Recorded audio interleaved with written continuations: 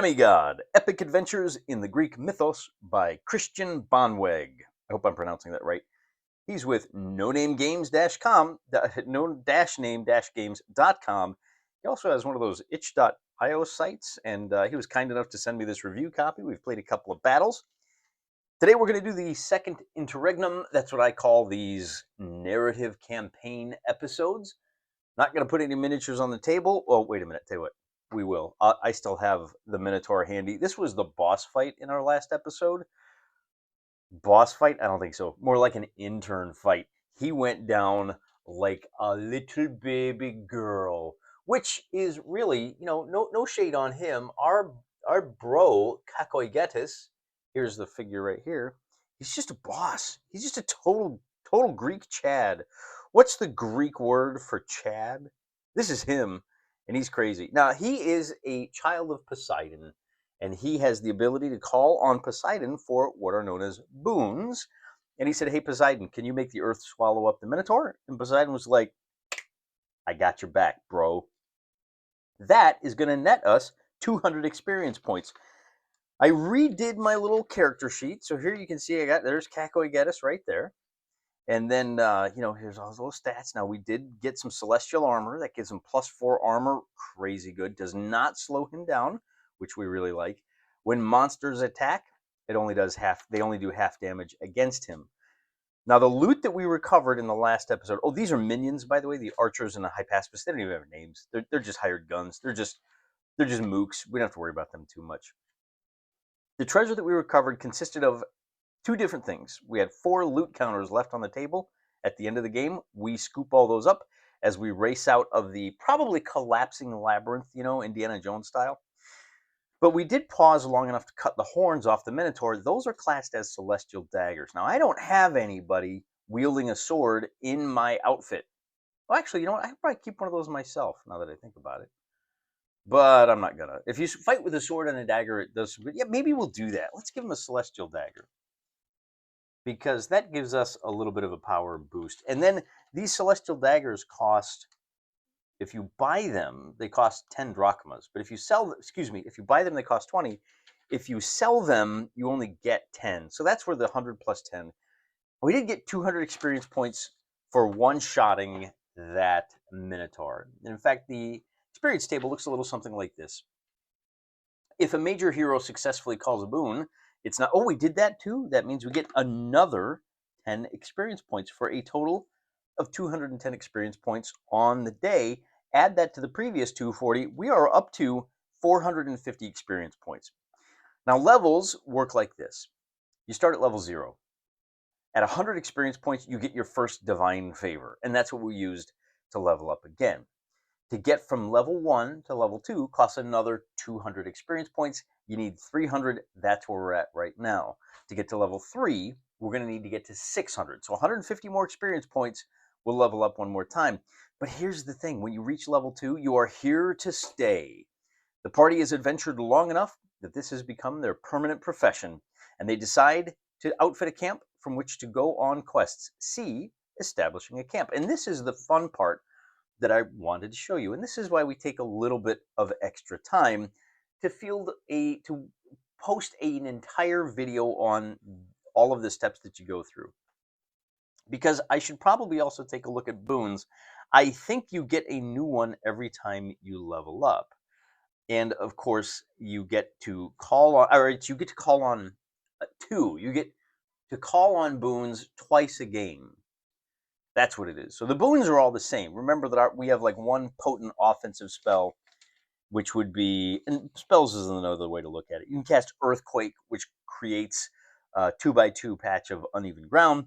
You can cast Tsunami, which if we use that now, because we have our Divine Favor is 2, we can push somebody back 2 inches. So we cast that, boom, push you back 2 inches. May not be that powerful, but if we can push them off a cliff, push them off the board, it basically becomes just as effective as swallowed by the earth. So what is this? Let's turn to page 51 now, because the real question is, what is establishing a camp, right? Heroes grow tired. Establishing a camp gives your party someplace to rest, restock, maybe even find some new gear, and it's completely free. Hey, I'm Scottish. That's one of my favorite things. After a party has achieved enough renown to decide they are here to stay, all caps, each player can choose from one of several buildings. So we can choose from a temple the party has restored and consecrated. All party members receive +1 resolve for the next quest. Wait, for one quest? I don't know if these are really well balanced. I don't know if I want a +1 on a single quest. With a treasury, you have a storage room. After each game, you will find some gold or treasure in the room. Add d6 times 10 drachmas to the party's treasury. See, that's way more valuable. Do we want the cash or a brewery? This will make a lot of you guys happy. There is still some life left in those old casks. All soldiers hired by the party cost 5 drachma less than the standard price. The adventuring party gains an additional 10 drachmas after each game through the sale of excess stock. Am I supposed to be paying for these 6 minions after each game? Boy, that sure is what it sounds like. I do like a good library. The party is holed up in the King's Library, and the scrolls contained within provide much insight. After the game, roll 3d6. On a 16 or better, you get a free scroll. Again, we like free, but I don't know that I like this. You're only on a 16 or better. That means you've only got 6 out of 36. You're only going to get one of those, like, what, one time in less than 6? If it is one time in 6, just make it a d6 roll. Call it on a 6. But I haven't looked at the bell curve, so I could be wrong there. Crypt. The party seeks refuge, and probably refuse as well.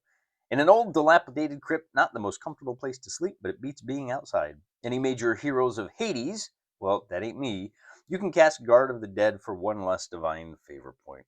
Oh, that's what it is. You can boost your boons, maybe. If I spend both boons on, or both divine favor on Tsunami, I can push a guy 2 inches. Or I can cast it twice at 1 inch apiece, which makes sense, because if you get up to like level 8, well, if there's only 8 turns per game, I'm not going to be able to use all of my divine favor. Armory. The party convinces a local smith to provide them with weapons, equipment, and lodging for their quests. Shield and armor are half cost. Spears are free. So there you go. 6 wonderful little... What? Is there more? I thought there were more. I thought there was a... Oh, I know what I'm thinking of.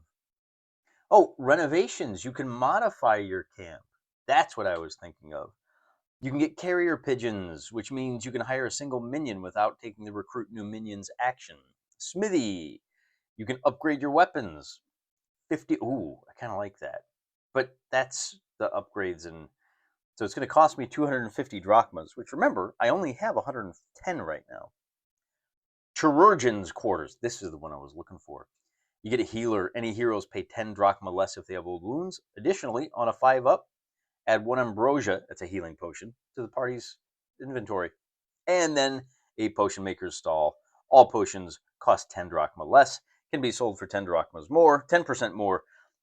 That ain't bad. That ain't bad. But I don't have the dosh for any of these just yet. Let's find out what those 4 loot tokens represent. We have a 3d6 chart, so I'm going to simplify things a little bit. That's a lot of bird dander. Everybody say hi to Biscotti. Hi, Biscotti. He's keeping us company. You might hear him rattling around there on the side. I'm just going to roll 3 times, and then we'll go back and take a look. So we get an 8. We get a 13. We get an 11. And we get a 9. So, as you might expect, your results are going to cluster around the center of this. You're mostly going to be getting some drachma and some scrolls. The 8 is 30 drachma. The 9, so we got 8, 9, 11, and 13. So the drachmas are going to be 8, 9, 11, and 13. So that's 30, 50, 30, and 50. That's another 160 drachmas right off the bat. And then we also get 3 scrolls, 2 scrolls, a magic item, and a celestial weapon. So 5 scrolls, those are going to come in handy. And then a celestial item. Now the celestial items, of course, and the scrolls are going to be rolled for on charts of their own. Potions, scrolls, and those charts. I gotta roll 5 times for this. All right, not a problem. We get a 9. I'm not complaining. I mean, this is good stuff. 9, 12, 12. 9, 12, 12. So I get 2 more coming. I get a 5. Finally, something. Finally, one of the outliers, and an 11. 11 and 5. And as you can see, 5 is Call Storm. 11 is Deathly Vision. We've got 2 slow spells, and we've got a. What is 5? Call Storm? Which one am I missing here?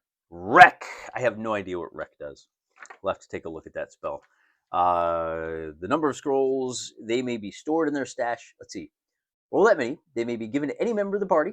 They take up 1 slot. Otherwise, they may be stored in the party stash or sold off for 3d6 times 10 drachmas. On any activation that they're not in combat, they may use 1 action to cast the spell. The effects of the scroll is immediate and automatically successful. They are 1-use items. Yeah, okay, got it. Got it. Remove it from the sheet after you use it. Use it, then lose it. Call Storm. All ranged attacks are -1 for the rest of the game. Wait a minute. I got 3 archers. I am absolutely selling that for 3d10. So for 80 drachma. We'll get rid of that. That becomes 80 drachma. And maybe by the end of the day, we will be able to afford an upgrade. I would suggest, since we just got our, I didn't even declare it. I am going to declare our, circling back around to this. Sorry, guys. I got so excited by the possibilities. We're not going to use a 1-shot item. I think maybe the temple gives you a +1 resolve for every fight. But just so we don't have, sometimes I just avoid the rules that are unclear just to simplify things. I think we're going to go ahead and take, we got enough scrolls to keep us satisfied. And of course, I'm not a Hades kind of guy, so we're not going to go with the library. I think the only thing left to do is go with treasury. Let's just go full loot, man. Now, I don't get this power up right now, but it will come into play after the next battle. So I'm going to write down that I've got the treasury. I guess the king has said, hey, you guys can take that old abandoned room that I used to keep treasure in, and wouldn't you know it, there's still some life in those old bones. Wait, that's the other one. That's the crypt. Treasury. So after every game from here on out, we will get a free D6 times 10 drachma, which is good because in recent episodes, previous episodes, I expressed some doubts about the economy in this game. If you're playing strictly in, what would you call it, Frostgrave style, if you're playing strictly in PvP, there's only 4 tokens, 5, 6 tokens on the board. You're grabbing 2 or 3, and you're getting blown out in half of these games. I mean, your knees are getting blown out, right? Your back is getting blown out. You're taking damage. You're going to have to pay for new minions. Normally, it's going to be a pretty expensive prospect to stay on the table. So the treasury, I think, is going to come in handy, but I'm refurbishing it here in this Interregnum, so it'll come into play after the next episode. All right, so let's go back to spells now. We got our treasury, got that declared, and then we have a couple of different things here. We have the Deathly Vision. The target is afflicted with a vision. They must pass a direct resolve test or lose an activation, which is 2 actions, right? So one of the things I always look at here is, am I spending 1 action so you avoid an action? Well, that's a wash. I'm not doing that. The action economy is terrible in that, particularly if I lose 1 action to give you a chance at losing an action. I'm guaranteed to lose one and you might lose one. No. I'm going to use 1 of mine, hoping that you fail and you lose 2 of yours. Actions, that is. So we got a couple of those. I might go ahead and sell those 2. And then the last one, I really wish we had a heal spell. And then that last one, of course, is slow. I think we have a couple of slow scrolls. Succeed on an opposed resolve test or be reduced to a single activation. After each activation, the target may attempt another to shake off the effects of the spell. So here we go. So this is another great example. I'm going to use one of my actions, and there's a chance you lose not just your next action, but the next one, and the one after that, and maybe even the one after that. That is a worthwhile choice. That's the kind of thing you're going to want to make. Again, situationally dependent. If I have enough guys on the table that I've got actions to spare, yeah, I'll burn one of them, because then you losing more actions just means that the gap grows bigger. And even if you don't, I still have the advantage. So I like that. We're going to keep that. I don't know who we're going to give it to. We may wind up giving some of these scrolls. I think we'll probably give 1 to each of the archers. But now our record keeping gets a little bit more complicated as I have to figure out how to mark which archer has which scroll. And finally, Wreck is the rust monster of the game. Pick a single piece of equipment, it decays and falls apart. Any bonuses granted by this item are negated. So again, if you're doing a campaign game against a friend, you want to stockpile these because that's going to cost them some serious money, particularly if they work really hard to gain some of those magic items, whether it's a potion or the celestial axe or something, crazy powerful like that, the celestial armor. Ooh, that hurts, man. That's the level drain of this game. Now we're all done. Of course, I didn't have any injuries, so we don't have to roll for the death and injury chart. The last thing that we should probably do before we close up shop for the day is pick our next adventure. And I'm going to let you guys choose this time. Let me explain that I have a couple of things. I have the Garden of Statues. I do have a Medusa. It says Medusa and the Gorgons act in the following way. Now we're gonna have to proxy the Gorgons, but that's okay. So if you guys want to see a Medusa fight, say so down in the comments, and then I'll count them up after a little while. And if you want to see the boar hunt, we have one of those. I have plenty of boars we can do. We can play. I do have, now I'm gonna have to dig deep. I have a Hydra model that I can use. It's a 28 millimeter, well, 25 actually. It's the old Ral Partha pewter miniature from way back in the day. It's not gonna, I gotta warn you, it's not gonna match the aesthetic. It's not gonna match the vibe. It's one of the first miniatures I ever painted. If I did, I don't know, me and my brothers, we threw them all in the same box. So I can get that out of deep storage and we can take a look at what the Colchian Fleece looks like, which is, let's see, the Dracon. They call it a Dracon, but of course we're gonna call it the Hydra. And then we do have the Centaur Maki. So those are the three choices I'm going to give you. I've got Centaurs, I've got the Hydra, and I've got the Medusa. Tell me which one you want to see down in the comments, and we'll run that one. Maybe not next week. I need to give you guys a few days to vote, but man, soon. If not next week, the following week, and we'll take a look. And hopefully we have a little bit more of a challenge so we can play more with the nagging injuries and all that good stuff. Wonderful little game. Again, this is Demigod, No Name Games, Christian Bonweg, narrative campaign. You've seen this style of campaign before, but I'm really enjoying the attention to detail and the leaning into the mythic. It's outside of my normal experience, and so to be able to have just such a strongly themed game is very nice. I'm enjoying it, and I hope you're enjoying the new sound here in the House of Wargaming. I think maybe the microphone is a little bit muddy, and I need to like doctor it up and punch it up a little bit. Either way, any other advice you got, any other criticisms, you know what to do. Really appreciate it. It's fun to have you guys along. Till next time, I'm praying for you.